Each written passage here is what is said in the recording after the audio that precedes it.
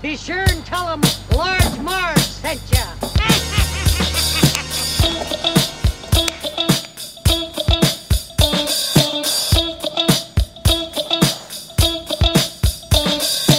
In the 90s, we were just teeny tykes. We rented movies and our bikes. We wanted to be DJs, but we were just teeny gals. So we went off to college and we remained as pals. 20 years later, we're still watching flicks and we're bringing you the feedback bit by bit. Sweetie and Sweetie are here to say it's the Large Marge sent us podcast. Hey. Hey guys, welcome to the Large Marge Sent Us podcast in 2018. Woo! Your favorite podcast, where two sweetie sisters talk about movies that shaped their childhood. I'm Sweetie in 2018. And I'm Sweetie in 2018. Well, guys, we're back. We're back. Hey ho, it's a new year. New year, new us. What were your New Year's resolutions, Sweetie? To do more podcasts. Wow, Woo! that's a good one. That wasn't even one of mine. What was one of your real ones? I didn't make any. What? I never do that. It's dumb. Oh my God, I have 5. Do you want to talk about them? Sure.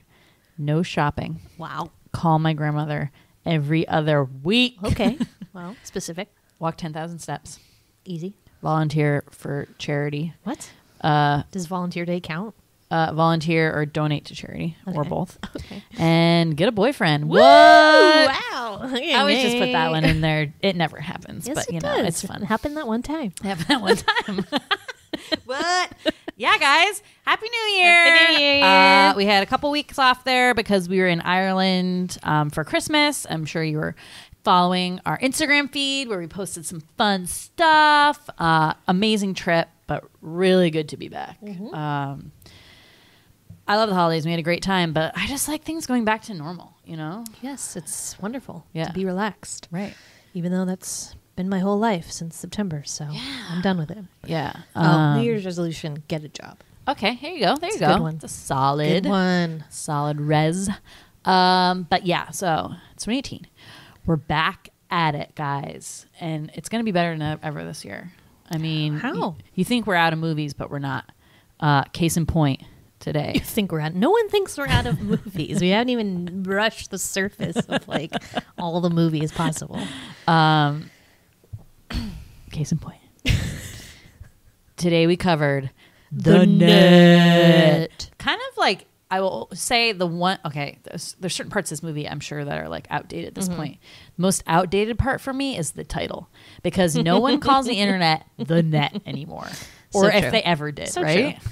But mostly everything else. The funny thing about this movie is that like the on the surface tech of this is super outdated. Obviously, you've got like your discs, you've got your people who like don't really know about computers. You have the internet, and it's very infancy. You have the old Mac font and those All those boxes. Yeah, those boxes. Damn, I miss those You boxes. have all that, which is super outdated. But then you have this crazy idea that continues to keep happening, like even in our modern times. This whole idea of cybersecurity and cyber terrorism being a real threat is still very current. So I think that while on the surface, yes, very dated movie, but actually super ahead of its time.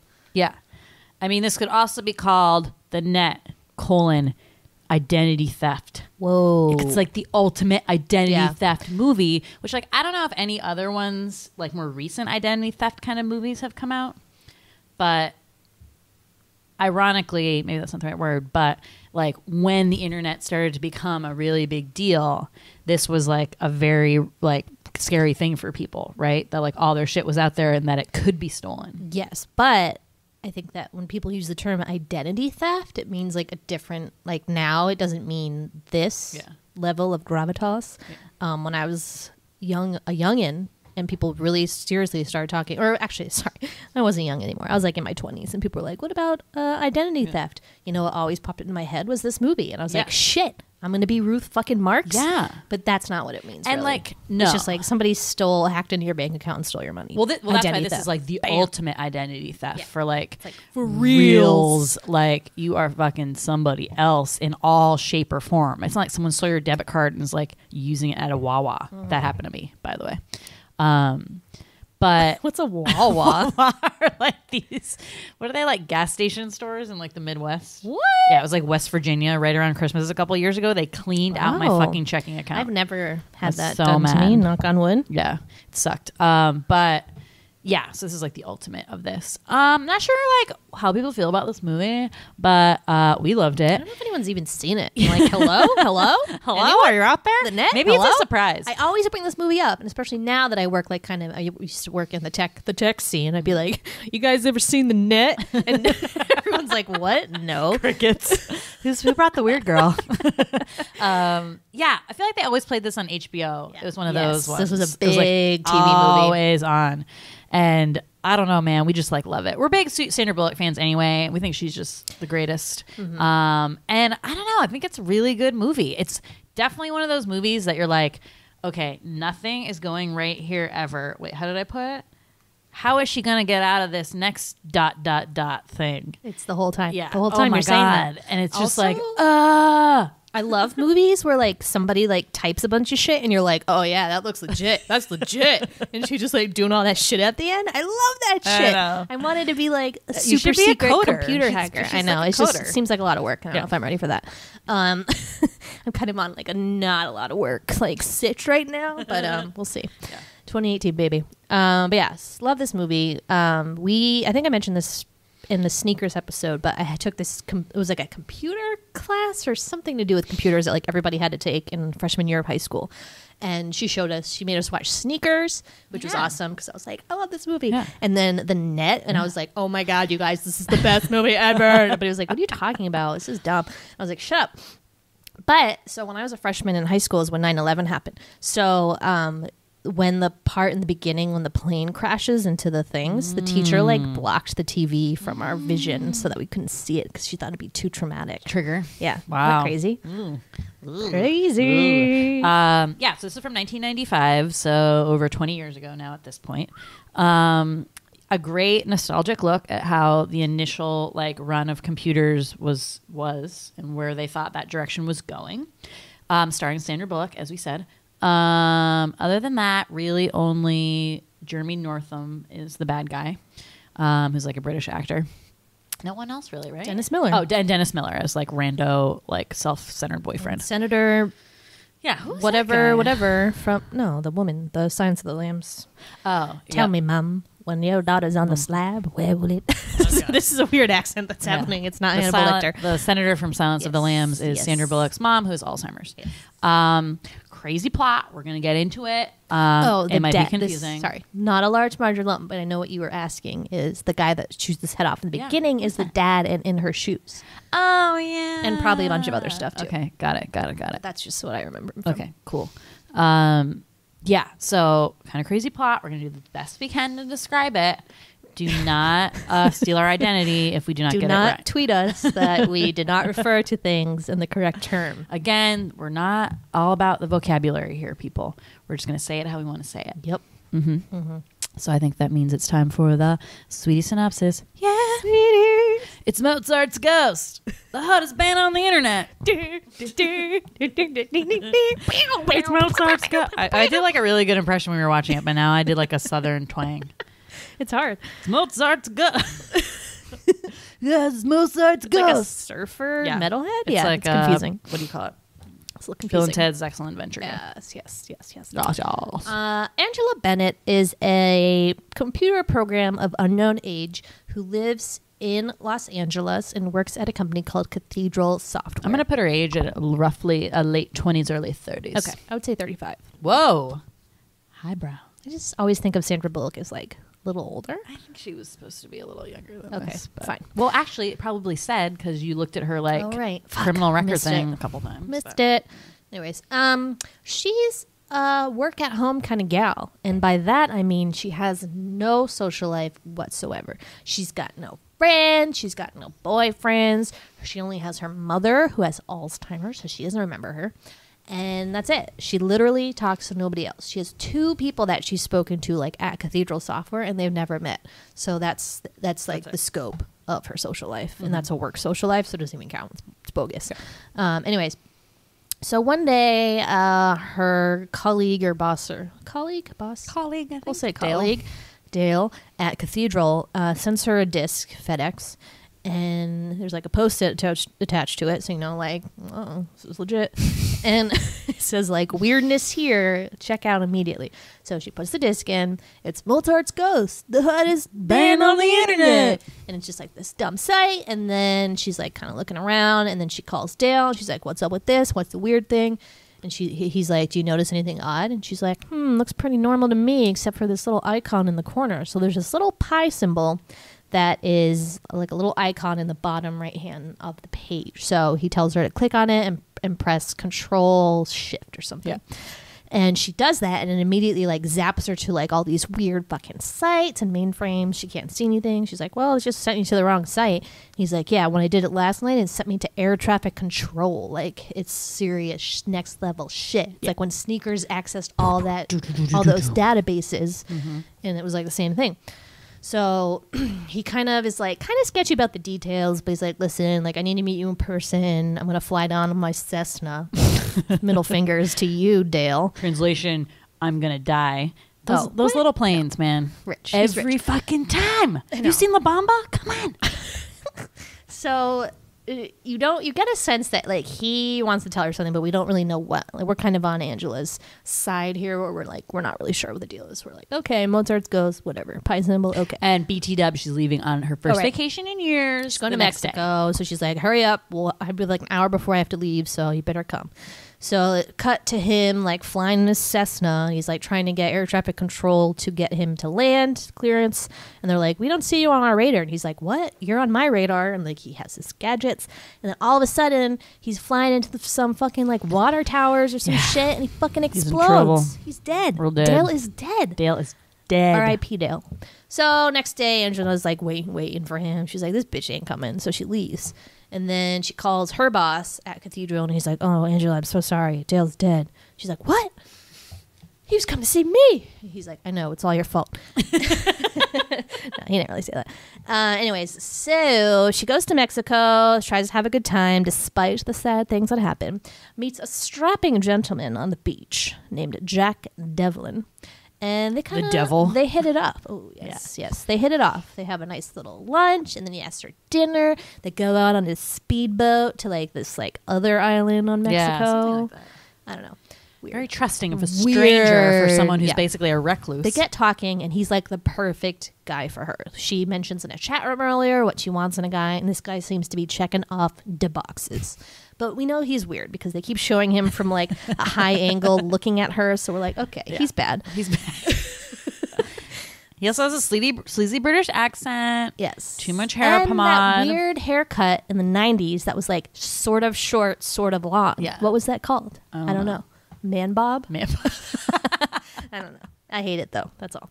Anyways, what happens next? So they're walking on the beach and her purse gets stolen. And by a Mexican thug. A Mexican thug, and Jack runs after him, and they you see them talking. So that's when you like first know, I think, that Jack's a bad dude. So they're looking for this computer disc, which like strangely she brought on vacation with her, which is the Mozart's Ghost disc. Because I think she was going to work on it because she knew something was weird, and she kept it with her because she knew it was like a serious thing. Yeah, right. So that's what they were looking for. So Jack finds the disc and then shoots the sad Mexican thug guy. So it's kind of a bummer. And comes back and is like, and fate cuts his hand. So she looks like that he was like got into some tussle with the guy. So now she's fucking with no credit cards, no passport, no disc, like literally nothing. But they go on the boat, back on the boat. Whatever, I guess I can get laid. Yeah. So they go back on the boat and he's like, oh, like we should call the police, but I can't get a signal. I should like drive further out into the like open water to get a signal. I don't know how that works. Closer to the mainland, I guess. And so basically like he's gonna fucking kill her. Like bad news. However, he does take a couple minutes out of his killing schedule to have sex with her. What a guy. What a wonderful man. He's gotta get his kicks while he's still can. Yeah. Gotta get kicks before the murder. I get it. So they bone. And she kind of pours her heart out to him. I never do this, blah, blah, blah, blah, la, di, da, da. I had 2 relationships. Yeah. I don't do one-night stands. Yeah. She really, she puts herself out there, let's say. Poor Angie. So he goes and gets some drinks, and she's cold. She puts on his jacket. Oops, finds a silencer. And she's like, uh-oh, this ain't good. Stuck in the middle of nowhere, and someone probably wants to kill me with this. So he comes back out, and she's like, what's the silencer for? And he's like, shark fishing. Like, what? And he's like, give me the gun. And she's like, did she give it to him? Yeah. Yeah. So she gives him the gun, but smart girl takes out the clip. So he's going to shoot her. And he basically confesses to her, like, and makes fun of her for, like, he was in the chat room when she was saying, like, all the perfect man that she wanted. So he, like, makes fun of her. And he just, like, turns into this horrible person. It's kind of like a nightmare. And he goes to shoot her in the face, and the gun's empty. And he's like, where's the clip? Give that to me. Like, why would you fucking give someone a clip so they can shoot you in the face? Like, he's such an asshole. Your dreams. So then she knocks him out a bunch of times and is able to get off the boat. Unfortunately, jumps into the dinghy. But one thing she's not good at, driving an inflatable boat, because she drives any it boats. She can't right drive the real boat into either. the rocks. Yeah. Right into the So rocks. she's gone for like 2 seconds. She's like, woo, I'm free. And then like, and then like crashes into some rocks. A fisherman luckily stumbles upon her and brings her to like a nun hospital. Not sure whatever that's called. What is that? A convent? No, that's for nuns. This is a hospital run by nuns. Yep. Whatever. It's Mexico. And they have these a lot, I guess. The doctors can smoke in the hospital, so like it's like off the cuff. Shit. And she's like, what happened? He's like, oh, fisherman found you. Like, we found this man's wallet on you. And she's like, what about a disc? And like, oh yeah, here it is, ruined by the sun. Sorry, too bad. And then she's on her way. She goes to the American embassy to like try to get a temporary visa. And she's waiting for that. And a woman comes and is like, Ruth Marks? And she's like, what? No, that's not me. But this piece of paper for the temporary visa has all of her information on it except for the name. It has her picture, her address. Everything is correct except for the name, which is Ruth Marks. And she just wants to get home. Yeah, she's so like, she's hell like, I yeah, have to sign this if I'll I wanna write, get home. like, whoever's name you want on here. Yeah. Like, So she signs it, Ruth though Marks. I think in her mind she's like, this could be bad. Sure, She but knew. I mean, but what she other just wanted to get choice the does fuck she out of have? there Yeah. and take a shower. I Yeah. mean, hello. She's been in the Right. same clothes for I mean, like traveling, 2 weeks. it's the worst. Yeah. So she signs that, goes home, goes to get her car. It's not there. Shit, bad omen. Goes to her house. There is a for sale not there sign, either. and all of her shit is gone, cleaned out. There's an open house for her apartment. The real estate agent's like, "Oh, do you want to look at it?" And she's probably like, "What the fuck? This is my Get house." out of my house. They call the cops. The cops come. They bring over like this wackadoo neighbor, her like only neighbor who maybe saw her get a package the other day. It's like her only point of reference. And they're like, "Is this Angela Bennett?" And she's like, "I don't know. She kept to herself a lot. I don't know, but I saw Angela Bennett come move out of this house, and that was on her." And she's like, "I am Angela Bennett." So no one believes her. Identity stolen. The police like run her info for Ruth Marks. And it comes up with all these hits because Jack Devlin is like on his little laptop on his computer fucking hacking into the LAPD system and updating the record to make it look like she has a record. So it's real fucked up. So she overhears them like talking about this. So she escapes out the back with a cell phone, calls her ex-boyfriend / ex-therapist, Alan, and is like, pick me up. I'm in some trouble here. So goes to him. They go to a hotel room. She's like, yo, this is what's happening to me. And he's like, you're delusional. Like, he doesn't believe her for a second. Also, Nobody it's believes. Dennis Miller, and he's fucking joking the whole time. And you just want to shake him and be like, this is not a comedy. You were miscast. That's serious. Like, he's just always joking. It pisses me off. I'm like, this is serious shit. So he doesn't believe anything she says. Is like, okay, fine, I'll move your mother from the like place where she is so she'll be safe. But like, I still don't believe you. But like, really? He You're just gonna wants do to get in that? the But pants. yeah, he sucks. He's now divorced, so he's free to fuck whomever he wants, I guess. So what happens next? Oh wait, I wrote a little road map down. Oh, look at you. I'm always the one who doing the Household maps. Runs to Alan. Okay, so then, they like get a hold. He's like, I'll go get some food and do some stuff. So he goes to the pharmacy, picks up his like allergy medicine because he's always taking allergy medicine because he has bad allergies apparently. Antihistamines. Yep. Actually, they hack in at the system and give him penicillin, which again. Question, I don't know how they like latched onto him so quickly, like how they knew she was connected to him so quickly. That is kind of a plot Well, hole. remember, she did tell Devlin that story. Yeah, but they don't know who. Like, how could they trace her to him, I guess. Is Because my she was question. using, well, she called his cell phone. So maybe they traced it to the number, the identity of that number. Maybe, yeah. Okay. All right. So he takes penicillin, which he's allergic to. So he fucking comatose in the car. She brings him to the hospital. Meanwhile, she had hooked up with one of the people in the chat room and asked if he knows what the pi symbol at the bottom of a screen means. And he says pi equals Praetorians. And it's like a really intense like cyber terrorist group. Stay away from them. And she's like, what do you mean? Why? And he's like, can't talk anymore. Meet in real life. She meets IRL to meet him trouble at the Santa Monica Pier. They're like, great. Everyone who goes to meet her ends up because dead. Actually the Jack Devlin and all these Praetorians or whatever are like constantly monitoring her. So they knew like she was in that chat room, I guess. Well, remember that they were like tracing her movements. And she was doing a good job of it, but then like I don't know, she found out on a little too long. They tracked, she was on the server too long. They tracked her location, and then they like bugged the hotel and knew that she was meeting somebody named Bob or Cyber Bob at the Santa Monica Pier. So then Jack goes to Bob Fox's apartment and kills him, presumably. Who's Cyber Bob? So he meets her at the Santa Monica Pier, Jack Devlin, and like tries to kill her again, and she runs away.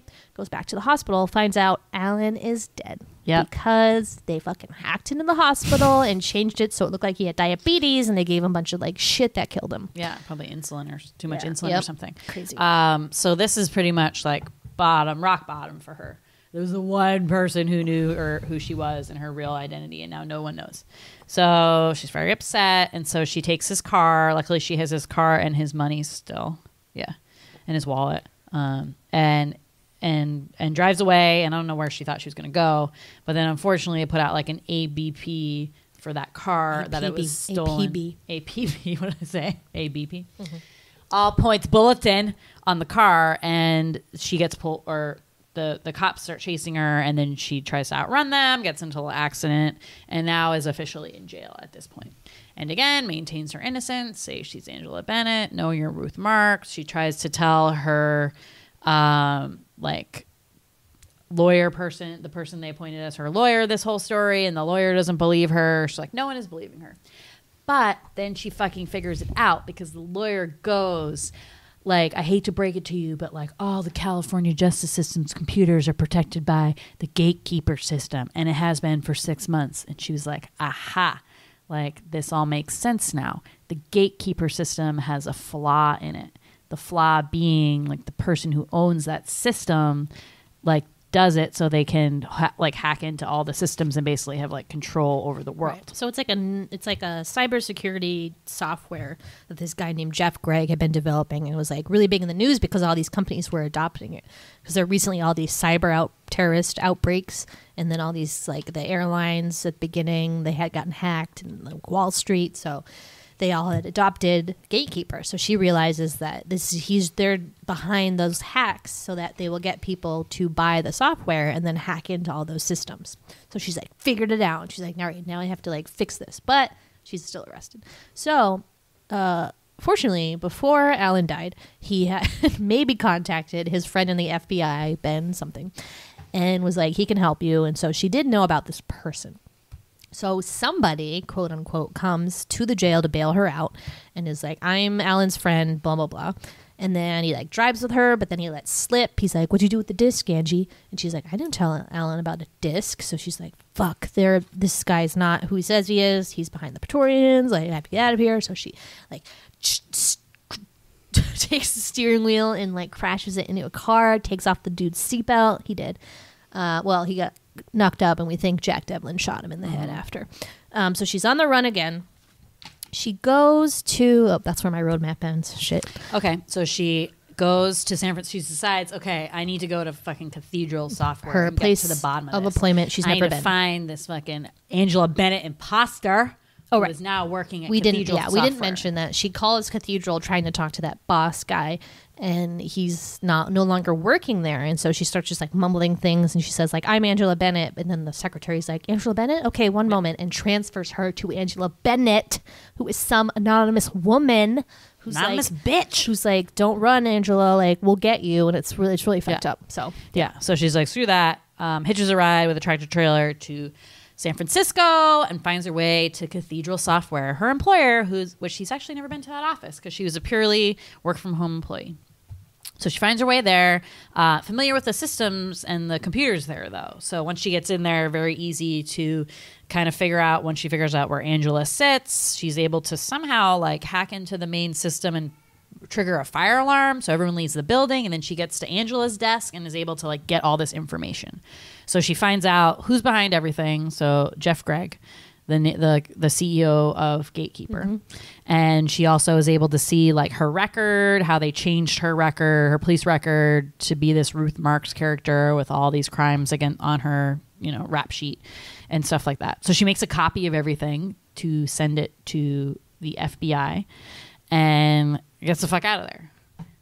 Yeah. She's going to the Moscone Center. It's a weird accent. But there's a big convention, and Cathedral has a booth there. So she needs mainframe access, which I guess what this booth has.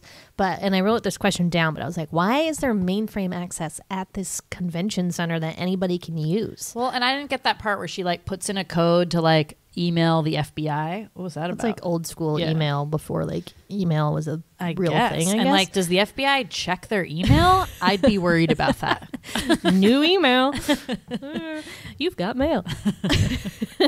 Anyway, so she goes there and she does like her crazy computer shit and sends the shit to the FBI and then slips in the virus that she had received at the beginning of the movie into the disk. And then that's when Jeff and the fake Angela Bennett reach her, and she's like, I just sent everything on that disk to the FBI. And he's like, oh yeah? Well, Cathedral, I can get in the FBI and I'm going to delete that shit just by hitting escape. And escape is like the thing that makes the virus start working that you learn at the beginning. So he hits escape and the virus starts eating through the system, and they're like, oh shit, I fucked up. And then Angela runs away. They chase her. What's his face? Jack thinks that he's killing Angela, but shoots the fake Angela instead. And then she kills him with a fire extinguisher, and he flies over the thing and dies. And then she goes back out, and she sees her record being erased on the mainframe, and no one can fix it. And she's like, yay. And then cut to however much time after. Months. She's now like living with her mother in her old house, and Jeff Gregg has been arrested, and they have like unveiled this whole plot that happened. So all is well. And that's it. That is the end. That is the end. Whew. What a good, exciting movie. It was a nail biter. A real nail biter. Yeah. Okay, so first I want to talk about a couple things that I think are real lessons from this film. Ready? Do tell. Okay. First one, don't fly in a small plane. I'm telling you, those things are fucking death traps. R.I.P. Dale and everybody else who's died. Equipment was working. It was just because they hacked into the computer in his plane that told him to fly to a different place. If he had flown commercial, it never would have happened. No, I honestly don't believe that. They would have crashed a whole plane of people. Sure, they just changed that system. Like everything on the plane, like the pilot barely has to do anything these days. Like it's all on the computer, right? You just like hit a button and it takes you to where you need to go. I think it would just be a little bit harder to crash like a full jet liner. Sure, maybe. And I stick behind it. Don't go in the small planes. Okay. Don't you ever step in a Cessna. Okay. Lesson 1. Number 2. Don't be a recluse, but actually do because the world is fucked. Okay. But you should have like a few more than one person that knows who you are. So, moral of the story, get some fucking friends. Like, this is whatever I always, but really stuck with me when I've watched this movie. Been like, just thinking like, okay, could this potentially ever happen to me? Like, I need to get to a point where I have enough people, so no matter how many get wiped out, I would still have a couple that were like, you are Emily Dumas. Well, the problem is that, although I love this movie, I think the problem with this is that it couldn't really happen today because of all the social media and stuff. Exactly. Like they would have to delete a whole lot of shit and change a whole lot of shit, and they'd have to get to a lot of people. That's like everybody you went to high school with would like know who you were, right? Right. So I don't know. Right, exactly. Like it's hard. It was much easier to be a recluse that nobody knew back in 1995 versus now. And it was a lot easier to like hack all that shit back then because there just wasn't. Well, the I same think they kind do a of cool job measures. too, and especially in the beginning, they like they make a point of really like focusing in on all the stuff that like is all connected to this technology. So like, remember she gets like a FedEx package, and the guy's like scanning it, and then like all her little computer things in the house, and like this and that. So I think that's kind of interesting how they do it to show you like, wow, we are. Then I think it was really extraordinary to see that. Now that's so everyday and people are still like really freaked out about it. My friend was here from Germany over the weekend when we were together in New Year's, and she doesn't have a smartphone. She isn't connected to any social media things, and she like likes it that way. And that you just don't see that a lot anymore. It's just really hard to get around. Anyway, 4. Okay, be suspicious if you're on a date and the guy likes everything that you like. AKA, not just, like, he is a stalker. And like super weird things that like nobody else would like. Like he's like, my favorite movie is Breakfast at Tiffany's, and she's like, what? I love that movie. Like no guy likes Breakfast at Tiffany's unless maybe they're gay. Well, like, the tip off was when he like started talking about the end scene of Breakfast at Tiffany's and then like connected it to his life being like the cat in the rain. I'm like, dude, that is a reach. yeah, good job. Yeah, what a loser. That guy sucks. Don't sign a fake name on a temporary visa. Just don't do it. I mean, what would the movie have been if she didn't? Like, she'd just be like stuck in Mexico Yes. forever. She'd like go back to that hospital and be like, do you need any help? And then she'd like assume a false identity of like Angela Bennett and was as like a nun. I don't know. It's just, you know, she had to. But I understand, yes. Probably don't do that. Don't do it. Where was I on? 6, 4, 7. 5, 6. I think 5. Wear a seatbelt. Oh. Wear a seatbelt. So who know, you could like almost really kill somebody by crashing a car, but then unplugging their seatbelt at the same time. That is genius. What is that called? Undoing? Undoing. Unbuckling? Yeah. And it's funny because the guy's like, not my seatbelt. Yeah, Right he before- like screams it out. I love that shit. Yeah, it's pretty good. Yeah, pretty good. good. Are those all your lessons? Yep, that's it. Cool. Yeah, all true. I will say this movie did make me like little scared for myself because I feel like I'm on the Angela Bennett path. And I mean, I have friends, so obviously I'm not like that bad, but like I am like, ooh, don't want to go on a date because I never do that. Like this client which is a whole other issue in and of itself, basically asked her on a date in the beginning and she's like, oh, I have plans, sorry. And he's like, what about the next night? She's like, oh no, I have like these plans all the time.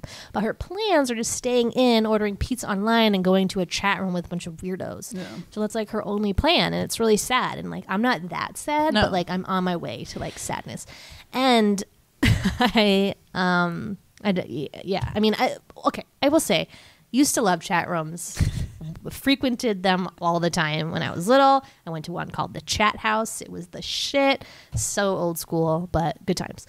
But I mean, it's easy to get stuck in that little bubble, and you find your comforts and you stay with them. But this really is a cautionary tale, so that you can't do that. Right.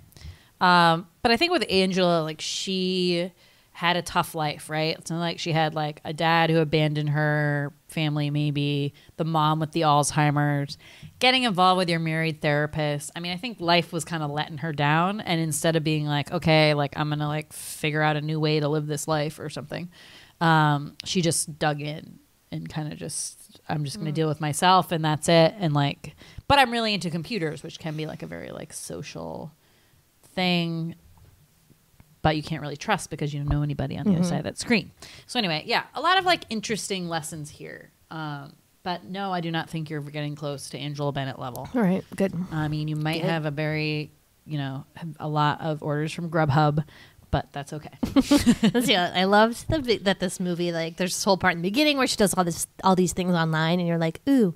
So in the beginning, she orders pizza online. And I remember watching this when I was little and I was like, oh my God, I want to order pizza on the computer so bad. Because it was like the ultimate Could you cool do thing. that then? No, I don't think so. Wonder when that started. Yeah. I don't know. I have no idea. Only till recently did we really start using like Grubhub and shit. Because remember, you used to be like, oh, I want to get takeout, but I don't want to call. And I'd be like, what? Use Grubhub. And then you got onto that whole thing, but like that was the worst. Like calling up somebody and talking to them, I hated that shit. Yeah. That's how the only way we could do it. I know. And now it's such a luxury to just be like, do. This is what I want. Beep. Now I kind of like calling. It's like, whoa, what? throwback. I don't. The I'm one like, Chinese food place. Pork fried rice. No, not chicken. One place that we have to call. I'm like, ooh, throwback. It's really easy. They're really nice. Do it. 15 minute. So not only was this film ahead of its time in its general theme, but also in that it chose a female as its lead, as a female computer programmer. I think was kind of unheard of, especially in the very earlier days of the internet and computer program. Yeah. I mean, I knew they were there, but like they just weren't portrayed. I mean, I think this was a big deal and nobody really called attention to it. I'm just saying. I think that's really cool. But also I feel like, I mean, I can't think of like a ton, but I feel like there was a lot of vehicles for Sandra Bullock to play like sort of a like mousy, like people don't think she can do it, like action hero person, right? This was her heyday. Yeah. For sure. She had Speed, but a lot of rom-coms. Yeah. So, I mean, it makes sense. But yeah. But I feel like she did like kind of a lot of these and it's just like, yeah. But she fucking kicks ass. She's so smart. She's running everywhere. So for someone who sits in her house and doesn't like get a lot of exercise, bitch can. Well, did you see she had like one of those like stair climbers in her apartment? Yeah, in her house. Yeah. So the only thing I don't like about her character is I can't stand her frizzed out bad dye job hair. Why did they give her that hair? Because to show that she like doesn't care about her appearance. Well, clearly she does. Well, maybe she was using a box dye, but like that haircut and color was doing no. I mean, they put her in several unfortunate outfits in this movie. No, she's wearing 2 outfits the entire movie. Poor Sandra Bullock. So yeah, one is her like Mexico plain wear or date wear because it's after her date with Jack. So it's like a skirt, a halter top, and tennis shoes. Yeah. Which you're like, why is she wearing tennis shoes with that outfit? But then you realize later she has to do like a shitload of running. So good fucking thing. Oh my god. Second outfit is one that Alan brings over, which were like his wife's old clothes. Which I don't know how long they've been divorced, but why is the wife leaving clothes at the house? That's weird. He just had her old clothes. So he picks out like fucking ugly khaki ass ugly as fuck khaki pants and like cardigan sweater and not even like it's real like a sweater. Cardigan it's shirt. Like a button up. Yeah. I don't know. It's so tight, but it's a sweater, but it's like really a shirt because you would pull it on. You would never unbutton those buttons. No. Yeah. But this is how you know it's a 90s movie. The fucking khakis, dude. I'm going to say I was definitely someone who had about 100 pairs of khakis. Never again. Why were those a thing? You know, I blame Gap. Gap had those cute commercials with people swing dancing and everyone like, I want to be happy in swing dancing. I'm going to buy like gross khakis that make literally everyone's butt look big. I don't care what size you are. So bad. Yeah, it's bad. It's bad. But it's unfortunately, so she's stuck in those outfits. So but at least she had the shoes. I mean, she was in Cancun. What if she was stuck in flip-flops the whole time? I know. She would have been dead by the second scene. I'd be like, that's what happened to me.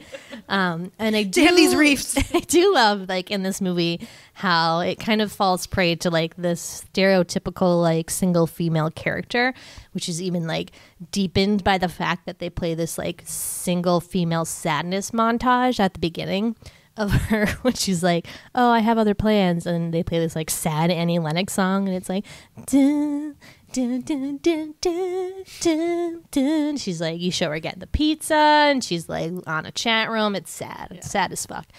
Also, another one that comes to mind, a single female sadness montage, is the one in The Wedding Planner when Jennifer Lopez is like cooking, like making like a microwave dinner and like wine and like TV tray. It's like so fucking sad. Ugh, we need to get rid of that. We need to stop that. We basically have, right?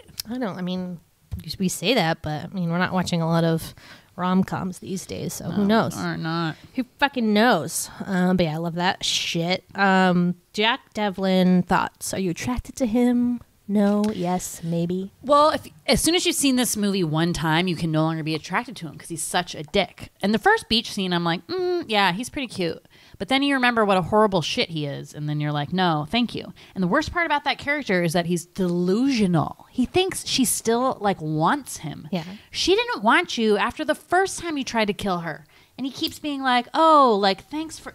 I knew you'd listen to reason, a.k.a. come back so I could kill you. And he like, what? He, like, always is like, I'm still marginally attracted to you. Or, like, something weird that you would never say to anybody. I'm like, really? Get over it, dude. Like, he's the worst. He's, like, a really evil James Bond. Like, he has, like, all the same qualities, except he's a super dickhead asshole, and he's a bad guy. So he's just, like... a James Bond He's villain. so I don't know. bad. He's like one of the worst bad guys I've ever. And it's just so satisfying when she like slams that fire extinguisher into his face. Not once, but twice. Yeah, and knocks him over the thing, and he just falls like on this weird little like cart, but like breaking his back and neck. And you're like, thank God. Praise Jesus. What a loser. Oh my God, I can't stand that guy. Terrible. But really good bad guy, Jeremy Northam. And if anyone has been watching The Crown, he was just featured on the second season of that. It's quite an older gentleman. I think they put older makeup on him, but like... As the prime minister? Yeah. Yep. He was pretty old. Which prime minister is that? That was... Peel? Does that sound right? I don't know. I forget. I have no idea. Yeah, cool. Talked about the khaki pants rant. Check. Dennis Miller boyfriend. Ugh. Was this like also Dennis Miller heyday time too? Didn't he have like a late night show? He did. And he was like, what happened to Dennis Miller? I don't thought he was know. kind of sweet, but then you really had it right when you said like he was kind of a dick too. Sucks. This isn't a good movie with good men. Yeah, he just like is super self-centered. He like brings Chinese. He's like, I brought your favorite Chinese, and she's like, oh, it wasn't my favorite. Remember, like it was your favorite. I just like ate it because you loved it. And he's like, oh, well, I knew it was someone's favorite, and is like doesn't care, and he just doesn't believe anything she says, and that really bothers me because it's not like if he knows this woman and like yes, she sought psychiatric help from him in the past.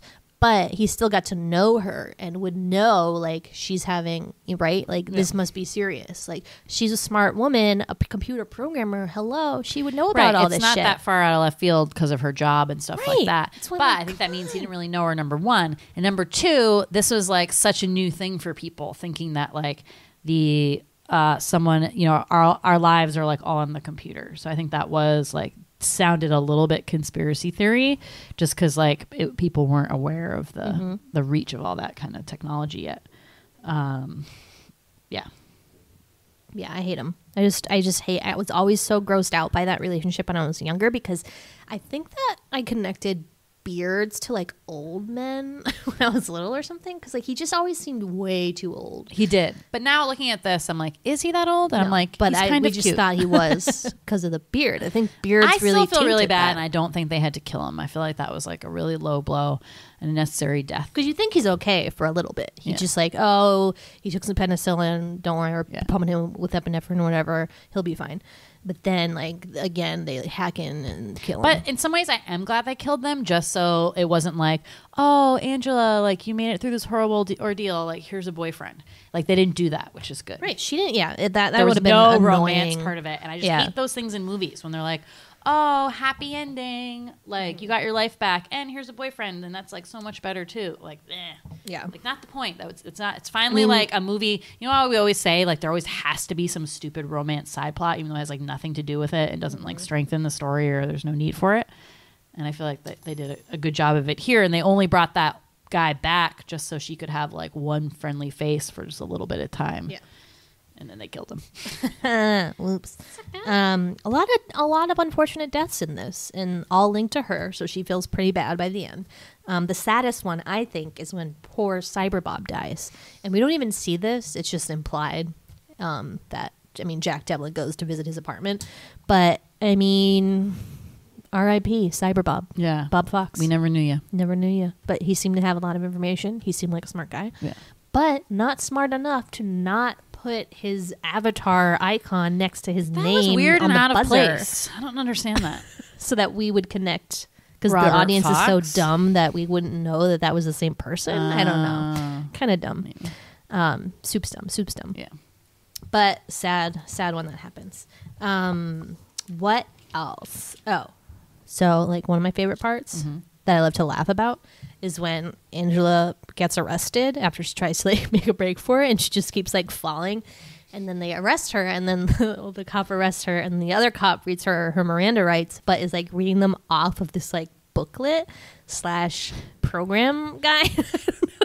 I used to think it was index cards, but I look closer and it's like a little booklet. Yeah. And I'm like, what? I thought they memorized that shit. Like, how many times have they said that? They don't know it. So random. now I'm like, did the actor just like couldn't get the lines right? And they're like, all right, just hold this and read it. I don't know. guy Like, was a it's new so cop. weird. It was his first day on the job. He's like, shit, I need the book. And he like flips it open. I'm just thinking of In the Feds, which is one of our favorite movies that also nobody has ever seen before. When they arrest those bank robbers. Remember, she said, read them their rights, and she knows it by heart because she's been studying the book. She knows it. So I just thought everyone had to memorize it. I don't know. I mean, I even fucking know them, and I'm not a cop. You have the right to remain silent. Anything you do or say can be held against you in a court of law. If you don't have a lawyer, one will be provided for you by the government or whatever. It's something along those lines. Thank you. I'm just really disappointed in that cop. Also really disappointed in Alan's friend, who's not really his friend, but that guy that comes to save her. Yeah. And you're like, oh, thank God, she's going to be That's okay. the worst part. Such a betrayal. He seemed really nice. He seemed nice till the end. I mean, I really felt bad for him. How'd you get tied up in this fake Ben? What's his name? I don't know. But like, okay, so I don't know. Is this racist that I loved black people when I was little? I mean, I still do, but like, I like had like a really like any black person. I was like, I like that guy. He's my friend. Oh, and so when this guy came on, I like immediately wanted him to be a good guy because Yeah. I liked him and because he was black.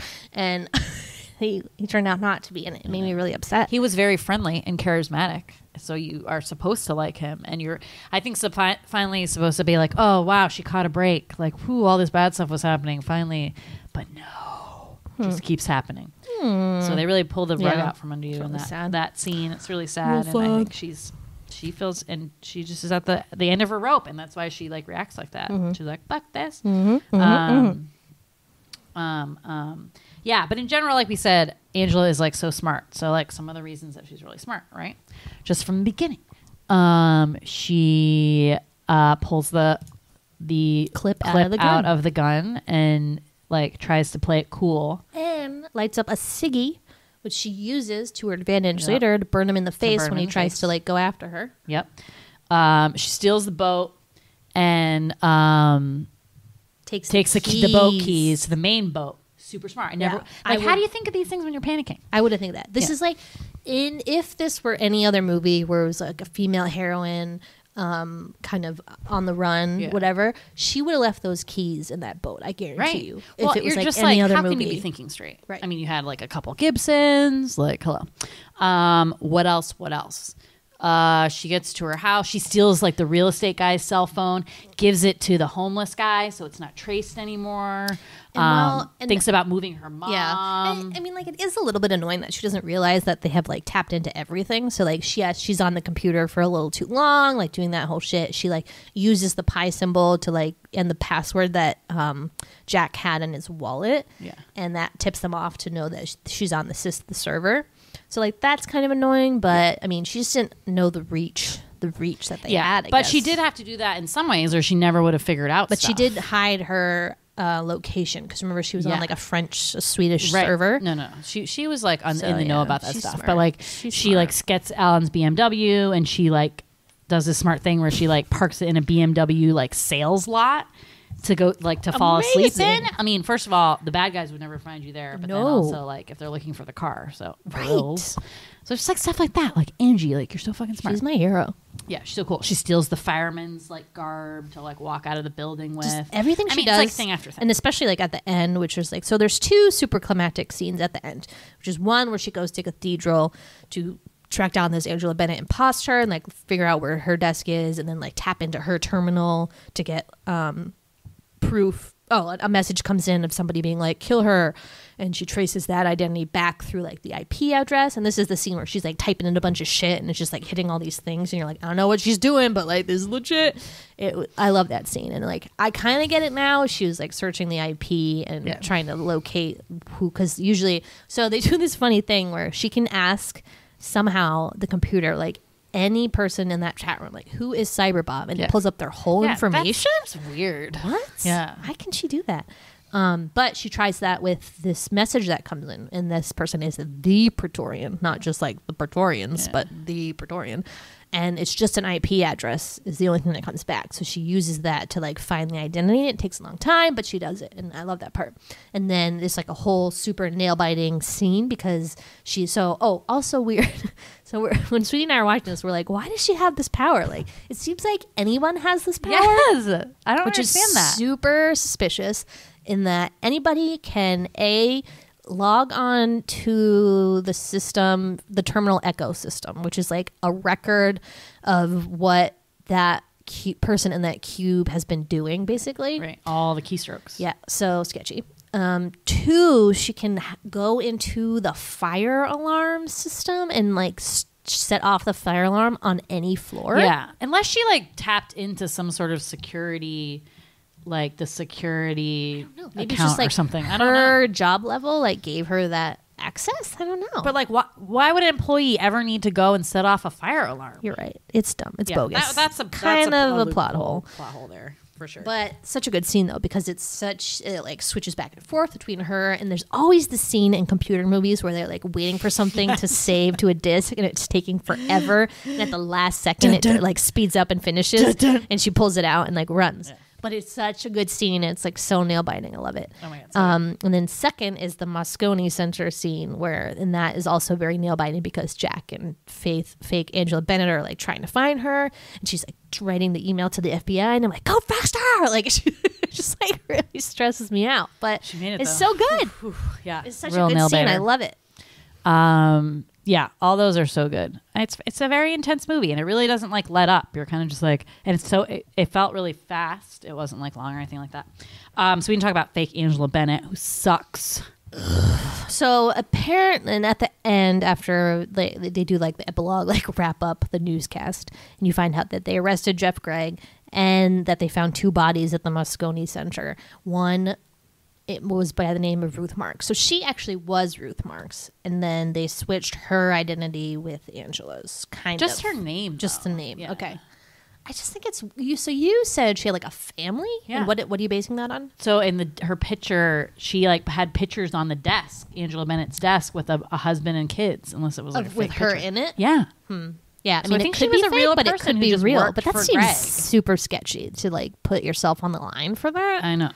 And that he like doctored that real Angela Bennett's Ruth Marks record to be like prostitution and narcotics and stuff. But like, wouldn't they have traced that back to Ruth Marks at the end? I don't know. Confusing. But she sucks. She's like bizarro. She doesn't look like her, but she just like is a bitch. Yeah, Like she's every just mean scene to she's everybody. in, she's terrible. Yeah, she's just so mean. She's mean to her other employees. She's mean to Angela.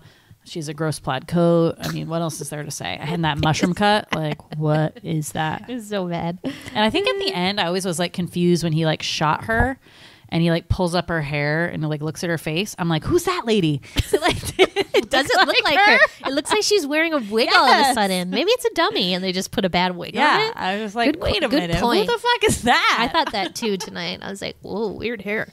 Ugh. But yeah, she sucks, even though that scene is super creepy when she calls herself and somebody else answers. Like, that is fucked up. Give us the disc and we'll give you your life back. But that's not what they were going to do, liars. Right. Like, they don't even need that fucking disc. And she didn't have the disc. She already knew what was going on. Right. So it didn't, although That's they why he's like, we just need what's in your head. So come with me and we'll kill you. Like, they were just being so strange about how they like expected her to just come with them. Like, they're going to kill you. Of course she's going to keep running. Yeah. Delusional. Yeah. Dumb. Dumb. Okay, so from this movie, we always say we're a big like quoter of movies in everyday life, and we use 2 in this one like all the time, hilariously. 2? Yeah. Oh. Okay, so the first one. Now they've been to California a few times, so not only this time we went to Los Angeles and we saw the Santa Monica Pier, which was really cool, and that's in this movie, and we were like, woohoo, the net. And then we went to San Francisco one time, and I believed we walked by the Moscone Center. And all of our lines, they're not even funny lines, but they're just like Jeremy Northam's British accent, and the way he says it like cracks us up. So there's this part where like they're running after Angela, and he's like, I know where she's going. she's going to the Moscone Center. And he says it like that, Center. And it's so funny to us. Oh my God. So I think we like walked by the Moscone Center in San Francisco and we were like, look, it's the Moscone Center. Also, props to the Moscone Center for not changing its name. Like, I feel like a lot of Boston things like that have changed. Like the garden is not that anymore. Like all those things usually change based on who is the advertiser or like who owns it or whatever. So props. Do you want to do the other one? And the other one is at the end, also a Jeremy, what's his name? Northam. His accent. When he finally finds her at the Moscone Center and she's on the computer and he shoves her to the side and he's like, get away from the computer. The computer. Oh my God, good. I love saying that. So we always say that to each other. If like Andre's fiddling with my computer and like can't figure something out, I'm like, get away from the computer. It's great. I highly recommend it. Oh man, I hope you guys have seen this movie and are not like, what the fuck are they talking about? No, and it's good. And I recommend it. And I'd love to hear what somebody with a fresh pair of eyes thinks about this, because we have just seen it so many times that we know everything that's going to happen. And I wonder if somebody going into this has never seen it, how they react to things that got unveiled. For instance, the very first scene in this movie is like crazy. Talk about that. It's this guy who is on the phone. He's like, you're sure about that? Okay. All right. And he like is sad and hangs up the phone and tells his driver to take him like through the park.